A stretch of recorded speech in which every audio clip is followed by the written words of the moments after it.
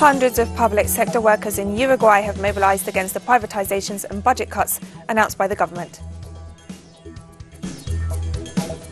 Japanese health authorities reported a new daily record of over 1,000 COVID-19 cases this Wednesday. Kenyan health authorities reported that 634 health professionals have tested positive for COVID-19 since the beginning of the outbreak in the country. From the headquarters of Telesur English in Havana, Cuba, this is From the South, and I'm Katrina Goss.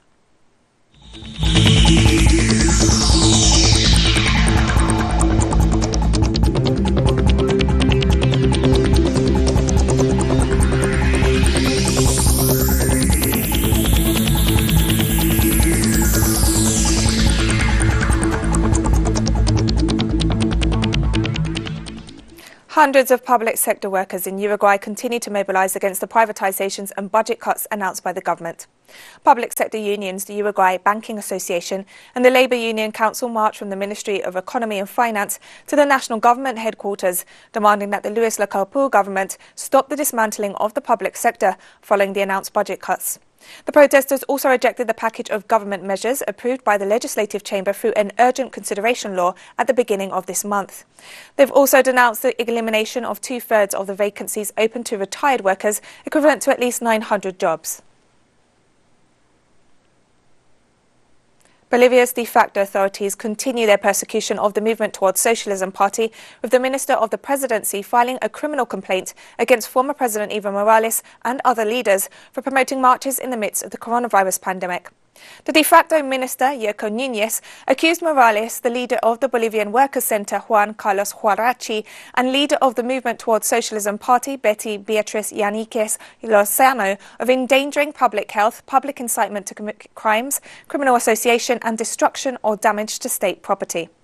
The move comes following the widespread national demonstrations held this Tuesday to denounce the postponement of the general elections once again, and represents yet another manoeuvre by the de facto authorities to repress workers, popular and social organisations and maintain their grip on power. Argentinian President Alberto Fernandez this Wednesday presented his government's judicial reform bill. The bill proposes the reorganisation of federal courts, the establishment of an adversarial system and the formation of an advisory council. The reform has as its main objective the improvement of the federal justice system by merging the 12 criminal courts with the 11 financial crime courts, doubling their number to boost this judicial area, which deals with complex crimes such as narco-trafficking, human trafficking and corruption. The announcement and the general guidelines of the bill were announced in the presidential office by Fernandez, together with the Minister of Justice, Marcela Lozardo. Many times I raised my concerns about how the federal justice system acted in recent years. I said then that the judiciary should work for all Argentines, that the law should be applied equally, no matter who is in power. The only thing that drove me to call for change was to strengthen the rule of law. I simply seek to build a republic that all demand, but some flee. Peru has now reported over 395,000 coronavirus cases and more than 18,000 deaths, making it the second hardest hit nation in South America. While over 200,000 patients have recovered, almost 100,000 cases remain active. I have been in the hospital for almost 25 days. I'm 37 years old and I practically feel like I've been born again after being intubated for 11 days. I'm already receiving respiratory therapy. I will be discharged in these days.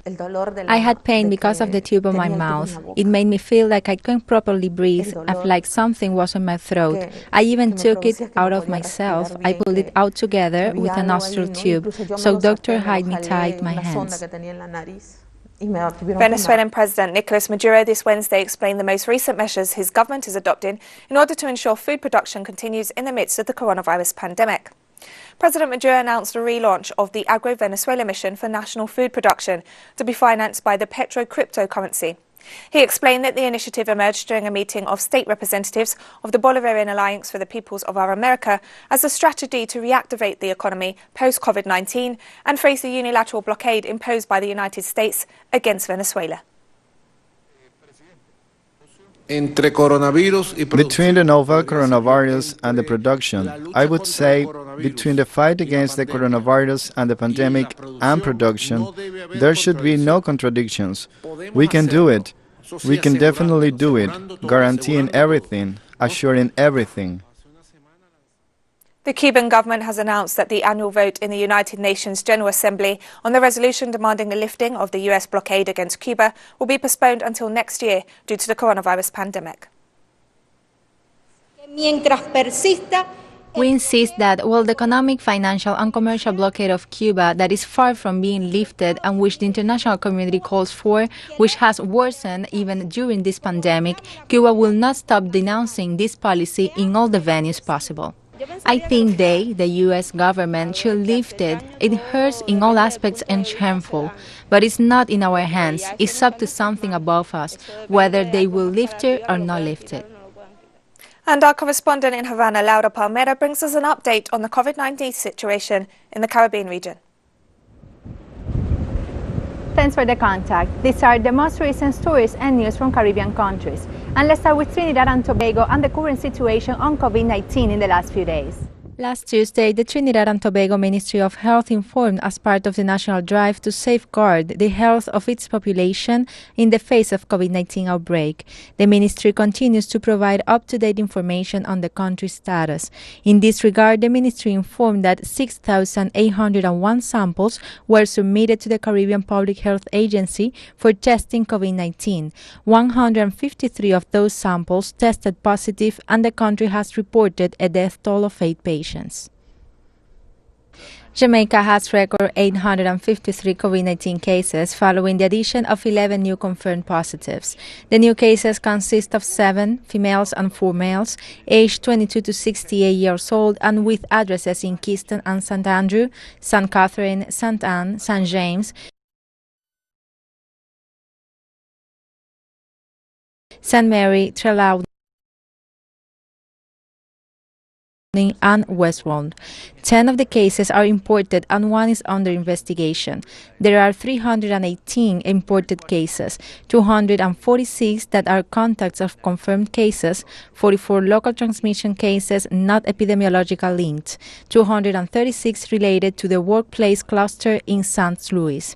Some of 482 cases, the 57% of the confirmed cases, are females and 371 are males. Guyana government has seen an alarming increase in COVID-19 cases in the last days.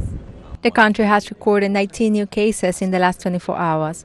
Those cases were found following 143 tests. Health authorities here have so far tested 4,416 persons, with 427 proving negative and 389 positive. According to Chief Medical Officer Dr. Shameo Persad, 181 of those tested positive have since recovered, though unfortunately 20 did not make it. And while there are yet 188 active cases being monitored by authorities, 4 of those persons are being treated in the COVID-19 intensive care units. And of those 57 patients the COVID-19 EQ has so far seen, 11 have died, 29 were transferred and 9 were discharged. With no approved treatment or cure, there is no assurance that persons will survive after contracting the disease. In the absence of approved medications, governments and authorities across the world have employed a number of preventive measures to contain the spread of the disease. And these are the most recent stories and news from Caribbean countries. Let's go back with you in the studio. Thank you, Laura, and we'll be right back after this short break, so don't go away.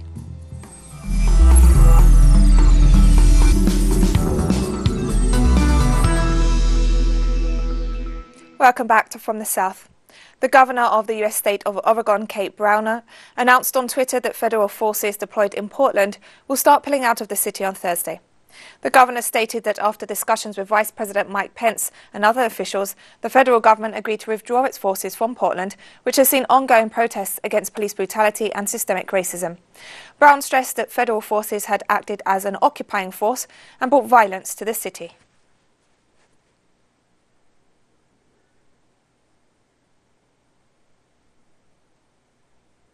Japanese health authorities reported a new daily record of COVID-19 cases this Wednesday, topping 1,000 for the first time since the pandemic began. The new cases were mainly located in the cities of Tokyo, Osaka and Fukuoka. Japan's total COVID-19 figures now stand at almost 32,000 cases and over 1,000 fatalities. The Chief Cabinet Secretary said some areas of the country are facing a shortage of accommodation, such as hotels, to house and treat patients with mild symptoms of COVID-19. He also blamed the recent surges on clusters of infections due to groups of people not maintaining social distancing. Meanwhile, Japanese Prime Minister Shinzo Abe announced the resumption of tourism activities across the country, excluding the capital.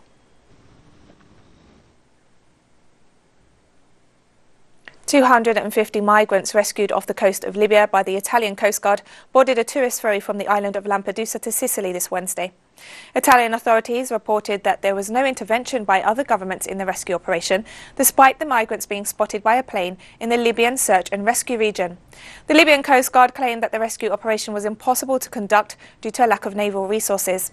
Meanwhile, the Lampedusa Immigrant Reception Centre continues to receive large groups of migrants arriving on a daily basis, despite overcrowding reported by authorities.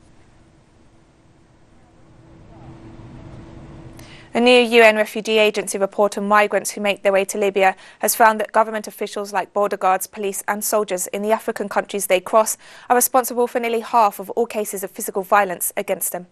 The finding, which raises calls for greater accountability, came in a report released Wednesday by the UN Refugee Agency and the Mixed Migration Centre at the Danish Refugee Council, titled "On This Journey, No One Cares If You Live or Die."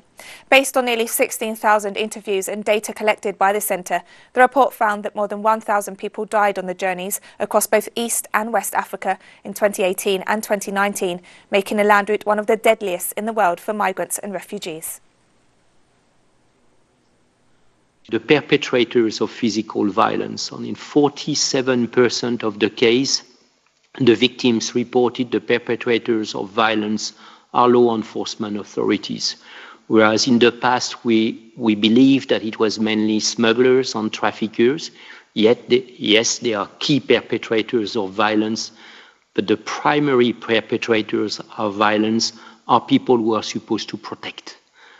So when we say nothing can be done, well, no, something can be done. States have responsibility that they need to discharge in that respect. The situation is not only in one country. Other side of the Mediterranean have also a big responsibility. We have to understand that countries like Libya, who is in conflict, civil war, people are dying, there's a huge displacement, is not a safe port. So if we call to return people or to have any deal to bring people back to a country that is not safe, I believe there is a big question about how serious we are to reach a solution. Egypt could reimpose the strict preventative measures it had earlier imposed to fight the coronavirus. According to Egyptian Prime Minister Mustafa Madbouli, the country has moved towards a gradual reopening of its economy since June, lifting some of the restrictions as part of a plan to coexist with the virus. The PM urged Egyptians to continue to adhere to all precautions, including maintaining social distancing and wearing face masks in crowded places, to help the country to keep the daily infection rate low and prevent a possible resurgence of the virus.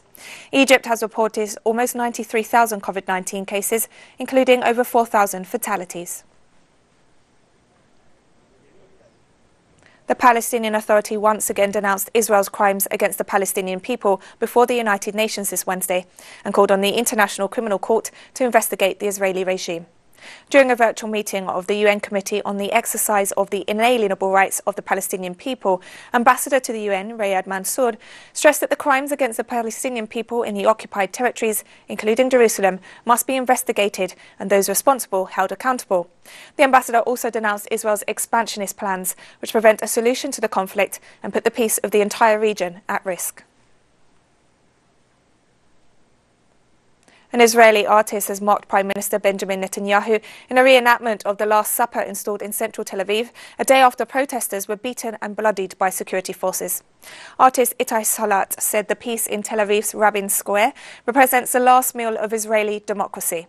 Protests have intensified against Netanyahu over his handling of the coronavirus pandemic and the devastating economic crisis it has caused.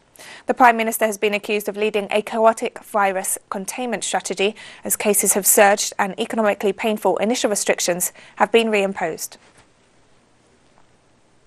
This last meal can represent the last meal of the exalted man, the man who died in his heart when the state of Israel fed 1 million unemployed people hungry for bread. And we have more stories coming up after this final short break, so stay with us.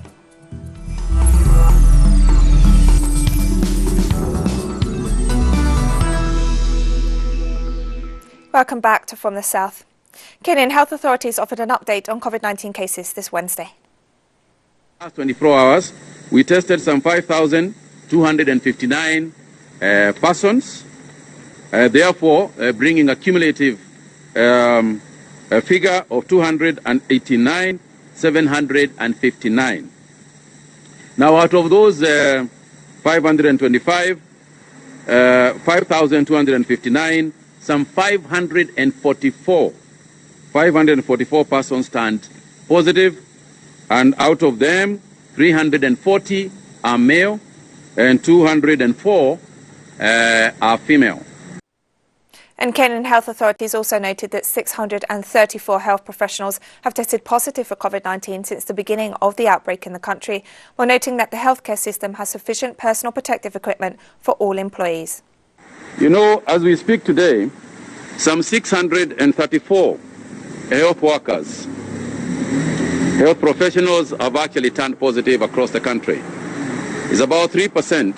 It's about 3% of the cases reported, which is very low, because globally, healthcare workers represent about 10% of the reported cases.